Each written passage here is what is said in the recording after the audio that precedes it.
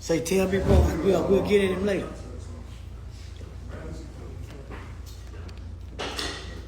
Yeah, man, I'm proud of you, bro. Let me know if you need anything, big dog. What's up, Enigma?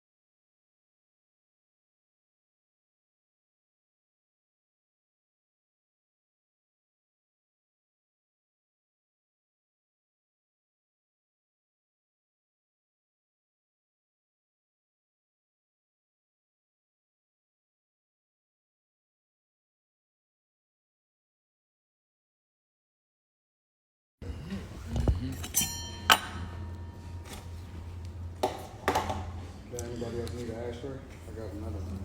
No. Oh, you vaping. Okay, you good. Alright. You ready, sis? I'm ready, big dog. We're going to start. Pour the mic up. Yeah. What's going on is Anton from AntonDaniels.com. I appreciate y'all for continuing to rock with me. You know I got my dog C. You know what we do here in Detroit. We roll out the red carpet for our people. But more importantly, we got some special guests in the building. Introduce yourselves if y'all don't mind, please. Yes, I'm Coley Monroe. And I am Mo Dunn, and together we are KitxhenX. Yeah, in short, they're a husband and wife couple. They got some content on YouTube. They got all the porn stars. Every porn star you done jack your dick off to. All the from Cherokee.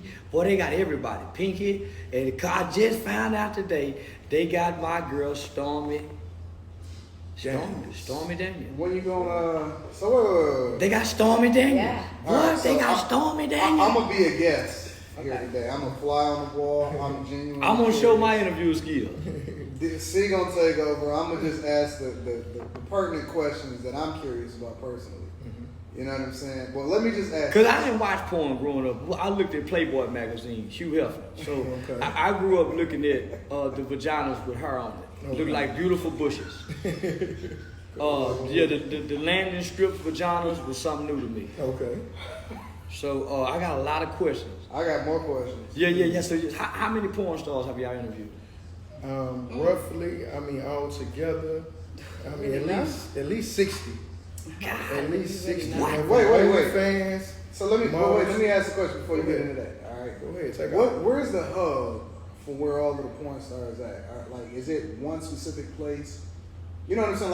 Like rappers, they like to be in Atlanta. Mm-hmm. You know what I'm saying? They trying to. Yeah, where the fuck Smiths go? The Yeah. people that Okay. like to fuck. So, with the OnlyFans industry now, it's all over. But one thing I will say that a lot of people may not know, the spot where porn is watched the most is Orlando, Florida.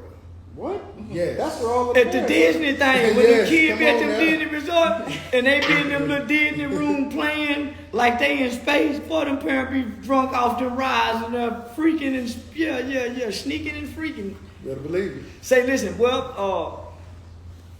I know somebody that's an executive in the hotel industry, and before porn became big on phones, they noticed that during the religious conventions at hotels, conferences and things, that's when the porn rental rates would go up at the hotel when the church people came, because they would rent them in the room. That before porn was big on the phones. So I can understand how, a bunch of motherfuckers down there or Orlando with Disney and them. That's Yeah. crazy. And then a lot of them Disney workers. Yeah, motherfuckers, crazy, a lot of them bro. Disney workers. I can get it. And then a lot of young motherfuckers around there. Come on now. And then I would think Vegas though. I would think I know at one point in time California was when my boy rest in peace, man, the great Michael Mulroy from Too Real from TV. Ain't nobody done it like him since, boy. And I think y'all might be it. Let's do it. Yeah. So y'all a couple, Mm-hmm. but then the majority of y'all content is based off of what? Just the feminine liberation. Let a woman be a woman. See, the best thing you can do is love a woman for exactly who she is. That's just how I feel, and that's really where our whole relationship was based on, because I had to really accept her because she accepted me for who I am, and I'm a motherfucker, for real. Yeah. I was, when you said that, I was thinking, well, most women accept a man for who they are for the most part. If he don't show up faking and shaking, fronting and stunting. But most women can't. Most niggas won't accept a woman. She better not tell. She can't tell a nigga I had, baby, how many men you done slept with, and she 20 years old and she say 75. She can't say that. Nah, she can't. Mm-hmm. Nope. She can't say. Nope, she right. can't. She can't say, now listen, I want to break up with you because I just want a whore right now. I'm going through a whore phase. I want to get this whore phase out of me, and I don't know when it's gonna get. But I don't want to be in a relationship. She can't go tell a nigga that. Nah. I'm not built She like would be, boy, you not built like that. Well, let me tell you. See, Me and C got different philosophies. Like a motherfucker. Okay, come on. He got married early in life though. I got married when I was 22. I know the story. Yeah, for sure. You have to pay attention. So here's the thing. I believe that it's only 3 categories. Okay. I think it's men, I think it's wives, and then I think it's hoes. Right? Now I think that wives can be hoes, but the difference is that I don't think that hoes really know how to play their role when it comes to stepping over into the territory of the wife, right? The difference is that how I would categorize my wife is much different than how I would categorize the hoes, right? Because the hoes is for everybody. You know what I'm saying? You can't put no parameters and no shackles on them. And I think that where a lot of guys mess up is that they try to fall in love with whatever it is that they got going on with the side chick. Yeah. But you still gotta kind of. The wife, she gotta stay home. She gotta stay home. Like, she can't be out there doing the same thing that the hoes are doing, right? Sure. So I think that a lot of guys mess up is that they start crossing in between the two. What do you think about that? I believe that's an old school way of thinking. Yeah. That's like enlighten me. Nah, that's like the generic version. Because that's generic. You know? That's how we was taught. You know, most men roll like that. I'm cut from the cloth, so I understand that thought process. Yeah. But you know, just like anything else in life, it comes evolution, just like the giraffe's neck. You know, so what I wanted to do, what I wanted to accomplish was I was born in the game, raised in it. You know, my grandmother put me on with crack cocaine, and my uncle was a pimp. And I can tell. Yeah, okay. So I knew it. I can tell. Say, listen, I don't mean to cut you out. When he booked me, when I walked in the house, I said, dude, man, this nigga must be a pimp.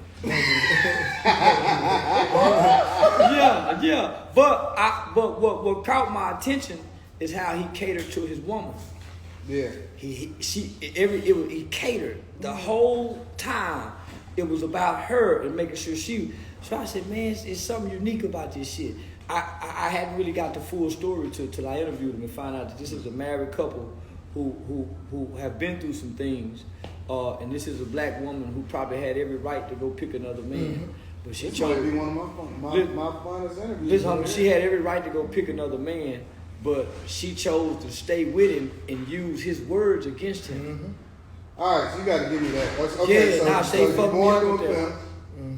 Go ahead. Yes, definitely. Are you from Chicago? No, I'm from Atlanta. I'm from Atlanta. I'm from Chicago. You from Chicago. She shot you. Yeah, she rough around the edges energy too. though. She rough around the edges. Yeah, exactly. Yeah, she cut from it. I can tell. Yeah, she cut from it. I was thinking to myself, he either got to be from Oakland or he got to be from Chicago. Yeah. Now she from Chicago, he from Atlanta. So they introduced you to it. Yes, definitely. And with that being said, she came into my life 17 years ago, and she provided a chase. I had never had a chase, and now you say a chase. She wasn't easy at all. She made you jump through some hoops. Yeah. Jump through some rings of fire. Definitely. Like they do the line at the circus. I tried everything to get her. I tried everything. I tried the word play. I tried to make her jealous by bringing other women into the establishment that she worked in. I even tried to woo her with a surprise kiss. She slapped the shit out of me. Yeah, I would have liked her no more. Yeah. That would have been that drawing the line right here. I mean, I've been seeing him. I don't even know him, man. He come into my job and he flirting all the time. You know, I ain't, like he loud. He not letting y'all know the truth. Like he was loud. He was arrogant in both. Yeah, chinchillas, long dreads that came all the way down to his ass and shit, jewelry. You know what I mean? Always flexing, and I'm Younger like, days, back then, I was new to Atlanta, and when you new in a different space, you don't want to date the loud niggas. Like, nah, I was always taught to stay away from the loud niggas. Yeah. You know what I mean? He was loud, and But yeah, of course, a man walked up to me that I don't know and kissed me in the mouth. Like, That's that Donald Trump shit. I love it like that. Yeah, at least he didn't grab your pussy. Donald Trump said, I walk over to him and grab your pussy, and they love it. Yeah. That what got me. He said, oh, they love it. I do it all the time. That's my boy. God damn it. So he walked up and kissed her, and she slapped the shit out of you. Yeah, I wouldn't have liked her no more. Definitely. And so coming from, let's say, the women management industry and the things I went through in that, I thought about, man, you know, what about my significant other, the one that I really care about, who ended up being her? How could she be honest with me as the women I was managing? You know, I wanted that. And that hit a little different, just like you said. Oh, so hold on. So come on, this is how the growth could take place. So for the people that don't know, because he's being very politically correct. So for the hoes, you were pimping on. I'm the explicit nigga. Yeah, good cop, bad cop. I'm bad cop, he good cop. So for the bras you were pimping on, they were honest with you. Yes, and you wanted your woman to be just as honest as the hoes were. Exactly. That was giving you all their money. How that work? Man, I want to say that, fellas, at the end of the day, I believe we're a little more sensitive than the woman. And I think Anton, with his statement, just proved that. Oh yeah, what we can't handle. You know, as a man. Yeah. So, hey, listen, I know a nigga. I dropped a nigga off one time. We just left a club called Midpoint. It was like 2000. He staying with his baby mama. Boy, he go in the kids' bathroom, washing his dick off. She coming up. He got soap all on his dick. I got to turn back around and go get him. You know, I'm 20 minutes up the road. I got to turn back around and go get him. Now imagine a nigga walking in, his woman just coming in late at night after the club, nigga she in the bathroom washing her pussy. Boy, you would burn the house down. Man, you got that nigga got let back in the house the next day. Yes. So you right, we can't take it. We can't. We way more sensitive. We can't handle it. Yeah. I gotta let you go. Man, so, what? Materials in my eye. You know, I gotta let you go. Yeah. But again, like, it's different because if you my chick, that's much different than nigga don't even want his hoe doing that for him. You hear me? He don't even want his side pussy nothing doing it like that. Nigga can't take nothing from none of them. Yeah, even if the girl he got a crush on doing it, nigga can't take it. Yeah.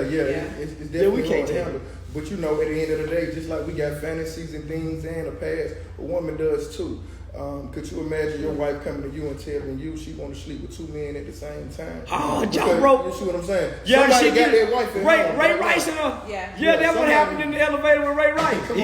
She told him, he laid home, called him off her chick. We ain't sleeping with no two niggas. Come on out. So definitely, man. And you know, when I seen a woman's dedication, because see, one thing about it, man, let me tell you something. You know, I take nothing away from a woman that a man may consider quote unquote a hoe. You know that title, man. I love them to death. You know, they spirit, man. You know what they willing to do. You know, to make sure that that man accomplishes his dream is like no other, man. That's it's truly a blessing to me, man. I had a girl one time, man. I was managing down in, I used to go to all the events from the Super Bowl to the All-Star weekends, you know what I'm saying? Everywhere players meet, you know, I'm there. And so we was at Black Bike Week, man, down in South Carolina. Man, she was at the crib. I went on the road. You know about that storm? Black Bike Week? Yeah. I ain't never heard of it. Memorial Day weekend, before everybody started going to Miami. Before everybody started going to Miami. I know I'm a little young, but I've been outside Kentucky Derby and everything. Everywhere there's a lot of people, I'm headed out. So we was in Black Bike Week working the move. Nigga said Kentucky Derby. Yeah, for sure, yeah, man. You a different kind of nigga. Fuck around for up around Kentucky Derby. Hey, look, Kentucky Derby look like you a different kind of nigga. Yeah, May 6th. Listen, May 6th, all the Kentucky biggest Derby. events, Super Bowl is the biggest event. Definitely. Kentucky Derby? The Kentucky Derby, Super Bowl, any kind of major event, NCAA tournaments, you go to any city, bro, go to the golf tournaments. You got one coming up. Go to the Masters in Augusta. The Masters is that you take. Yeah. Well, you just made me realize. I do remember reading the headline when the Super Bowl came to Dallas. That over 100 and some prostitutes was left behind. Cause they had a pimp convention there. Because they had a big snowstorm. No. I just thought about that. You suck, no. Listen. Around the Cowboy Stadium, when they first, because the area that the Dallas Cowboy Stadium is was known as a prostitution area because it had a lot of hotels, it's an entertainment area. When they built the Dallas Cowboy Stadium, they literally had to put up signs on it. They literally had to put up signs. Ordinances had to come up because the budget suites at that time, homie, had become a hub for prostitution and sex trafficking throughout Dallas. Yep. Yeah, it was a hub for us. Yep. So during that time, it was over, so many pimps were arrested, and over 100 prostitutes had been stranded from jails to probably whatever services they went and applied for. And then one time, me and Dewberry went and picked 2 hoes up that got left behind. Dewberry struck gold. Yeah, I had a panic attack, but Dewberry struck gold. Oh yeah, I know about that. I had gold. Dewberry, nigga, we were riding in a Hyundai with a bad transmission. Come on now. Bad tires. Good old days. I was on probation for a misdemeanor, so I was stressing. Yeah, that misdemeanor had me in the headlock. I couldn't smoke weed. They had me on the collie and shit. Yeah. Nigga, I had a motherfucking panic attack trying to deal with life in that Toyota. And that Hyundai, I mean. So you going city to city? Yeah, so the dedication of the women, man, you know, really changed my life. I'm not gonna lie. I'm just gonna tell this one quick story. We in Black Bike Week. The girls, they're on the north end of Ocean Drive, just like Miami. The north end is what way better. Trump Towers over there. Exactly. Lamborghini Hotel. You drive your car. I know exactly what you're talking about. Exactly. So, and my phone ring, and one of the girls say, "Hey, come up here," you know, because they was with some guys, a group of guys or whatever. And I'm like, "What? You know, what's going on?" They're like, "Come up here." I had a chick by the name of Candy, the showstopper, you know. And if you know anything about just like boxing and anything, she was dead game. Mm-hmm. Dead game. You gotta kill her for her not to go get the money. She's going all the way. And so I keep security with me at the time. So I tell my security, "Hey, you know, go check on the girls, you know." So he came out. He was carrying her like she was a baby. You know, now Candy like 5'11", nobody fat ass, pretty perky titties, stallion, you know, natural. And they put in the back seat of, I had a Durango, you know, rental to fit all of us. And they laid her on the floor of the back seat. I'm in the driver's seat. I'm looking back like, you know, what's going on? I'm very, very concerned, you know. And she looked up, and I'm looking at her. What had happened was they had fucked in the ass, you know. Just like you talk about, you know, how niggas running trains, and, you know, you speak on that a lot. And her hemorrhoids had flipped inside out, you know, flipped inside out. She was crying. And when I looked at her, that's that jailhouse fucking. Yeah. That's that jailhouse fucking. Mm-hmm. Yeah, that's 2 niggas in the cell breaking another nigga ass in. Yeah, that nigga wrong in the motherfucker, man. I hate that. That's why I speak on that shit, homie. Because she coming just to fuck. See, she coming just to fuck, homie. See, most people don't know that's kind of what went with the Tupac shit, homie. Yeah, they coming to fuck all y'all, but nigga, don't run me and don't do my ass like this. Same with the Kobe situation. Yeah. Nigga, they down with it, but yeah, okay, they might want to fuck 4 niggas, but not 8. Mm-hmm. But you think just because they want to fuck 4, they down with 8. Mm-hmm. Because of our cultural mentality. Mm-hmm. Yeah. That's why I attack that shit, homie. And so I'm looking back at her concerned, and this was a life-changing moment for me. She looked up at me after getting fucked by about 6 niggas in the ass, and she looked up and she said, "But Daddy, I got your money." Yeah, you going to hell if you don't stop. Yeah, right. They'll hit my conscience in another way. They hit my conscience in another way, and my life changed. Yeah, you ain't no low down dirty nigga, homie. Yeah, my life changed that day. A low down dirty nigga whisper in her and say, "Baby, I sure love you, appreciate you. Come on." Nah. Yeah. To this day I got love for her, no doubt. But that changed my life, and that's when I came home, and everything changed up for me.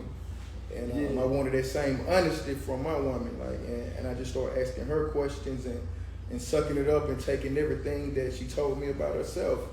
And man, we've been rocking ever since. Yeah, I watch how you're very delicate with your woman. Mm-hmm. You're very, very delicate with her. Every action, every moment, nigga. I've been watching y'all whole interaction. So that's how I've been judging you. I've been watching how you engage your woman. I tell all the niggas, homie, let me see how you interact with your woman and your kids. Mm-hmm. Yeah, that'll tell me everything. So let me ask you a question. So let me switch over to you. Yeah. So, how did you find out what he did? What you mean? His lifestyle. How did you know it was him? Because you just had met him based off of him being you know, coming at you, flirting? And I mean, he was loud. Like, you know, anybody, you know, he wore the attire. You know, flashy jewelry, flashy coats, flashy, you know, it's a fast lifestyle. Yeah, for sure. So, I mean, he ain't never tell me that, but I just assumed that. You assume correct what he had already been writing. Yeah, I'm used to seeing that around, you know. Okay. I'm from Chicago, so, you know. And then you like, I'm rolling. Yeah, see, she come from her father dealt with women and he was a kingpin in the game. Yeah. So she was born and raised and she understood. So it's different, yeah. you know. It's a little different. You gotta give me the mentality. And let me tell you why I'm asking, right? Okay. It's because similar to what you said in the very beginning of the conversation, most guys don't understand the mentality of a woman, right? I think a lot of times guys get sold a lifestyle or a dream, or they want to be told a certain thing. They want to believe that their woman only want them, right? They only want to think that a guy or that a woman has eyes only for him. You know what I'm saying? So understanding that, I'm trying to understand what your mentality is, especially coming from your background, your dad being the kingpin, you know what I'm saying, all of that type of stuff. And you see the flash, but then you slap him, but then at some point he break through, you know what I'm saying, as far as resonating with what it is. Like, is it something that you've seen in him? Is it something that he said to you? What was that? I think that was a spiritual connection, you know, because I was yearning for him and I didn't understand why. Like, I was in a whole nother relationship, you know, just having this gut feeling for this person that I ran across, you know. I mean, he had great conversation, you know, you could tell, right? Once she picked up that phone and dialed that number, it was over. And then, you know, he had a little swag, and then I see, you know, he had control, you know, he was running shit. So I'm like, okay, he a boss, okay, you know. Yeah, let me see what he's talking about. We had a great conversation our first time talking. But we lost contact, you know, we lost each other for a minute. I went back to jail, you know. And I didn't know because I didn't know his name. You know, this person that kept coming to see me, I didn't really know his name to even know to look him up or nothing. I ain't know nobody, nothing. So you was new to the city, pretty much. Yeah, I was new to LA. Yeah, and she was based on her father's instructions. Yeah. She was banned from talking to guys like me. Anything flashy, she was supposed to avoid. You know, and I'm giving you some exclusives right now. The establishment that she was working in, while I'm thinking she just was a worker, it actually was their establishment in Atlanta. It was another business that they had open. You know, so I'm not even knowing she's cut from the cloth that she really was royalty and moved here for protection. I'm not knowing any of that. You know, so once I spoke with her, and she still didn't disclose that. Time down the line, you know, she cut from it. But during our first conversation, when I finally got her ear, then I started feeling her. I mean, it was like she said, it was just all spiritual. God was in the mix, man. We raw with it. Let me tell you something. Let me tell you about this woman here. We ain't gonna take nothing away from her. This is my queen. This is my everything. Let me tell you, man. Look, man, they gave me 10 years in prison. When Obama got in office, he reduced it to 8. Okay, laws come out in the prison system. So now I'm serving an 8-year sentence in the federal penitentiary. She comes to see me one day. This is after I'm going into my 2-year mark. She comes to see me. And when I say cut from the cloth, it's different. See, I was groomed to go to federal prison. I know that sounds crazy, but you know, in the lifestyle, when you're living fast, it comes with it. So my uncle would always tell me one day that it may be a day that I have to serve some time. So you had already been mentally prepared? Yeah, I was already ready. So he told me, the woman that you choose to be with, if that day comes, she has to understand that if you ever deal with another man, you have to deal with a man that could never possess your mind and your heart as the man who's in prison. That way, it's like the movie. You could be gone in 60 seconds. So at my 2-year mark, she came to see me. She hadn't had sex or anything, and she came. This is an exclusive. Do very know the story. Yeah, I don't know. Nigga. I'm over here like I'm watching. This shit finna get raw. I'm over here like I'm watching Jerome for the die again. Fellas. Hey, fellas, if your girl